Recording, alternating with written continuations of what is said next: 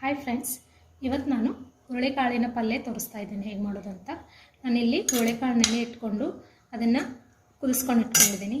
ಅದಕ್ಕೆ ಉಪ್ಪು, ಖಾರ ಮತ್ತು ಬೆಲ್ಲ ಹಾಕ್ತಾ ಇದ್ದೀನಿ.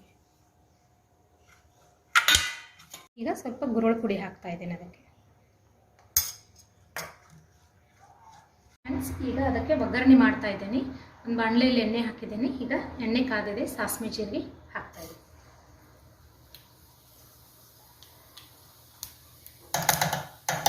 ಈಗ ಸಣ್ಣಗೆ ಕಟ್ ಮಾಡಿ ಇಟ್ಕೊಂಡಂತ ಈರುಳ್ಳಿ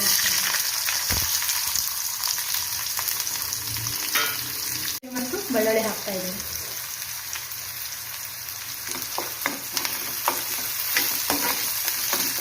ಈಗ ಸ್ವಲ್ಪ ಅರಿಶಿನ ಪುಡಿ ಹಾಕ್ತಾ ಇದ್ದೀನಿ. ಈರುಳ್ಳಿ ಸರಿಯಾಗಿ ಬೆಂದಿದೆ,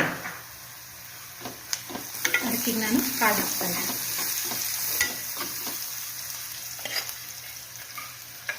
ಸ್ವಲ್ಪ ಹುಣಸೆಹಣ್ಣು ನೀರು ಹಾಕ್ತಾ ಇದ್ದೀನಿ. ಇದನ್ನು ಸರಿಯಾಗಿ ಒಂದು ನಿಮಿಷ ಕುದಿಸ್ಕೊಳ್ಬೇಕು. ಫ್ರೆಂಡ್ಸ್, ಈಗ ಆರೋಗ್ಯಕರವಾಗಿರುವಂಥ ಹುರುಳಿಕಾಳಿನ ಪಲ್ಯ ರೆಡಿಯಾಗಿದೆ. ನೀವು ಟ್ರೈ ಮಾಡಿ ಫ್ರೆಂಡ್ಸ್. Thank you friends.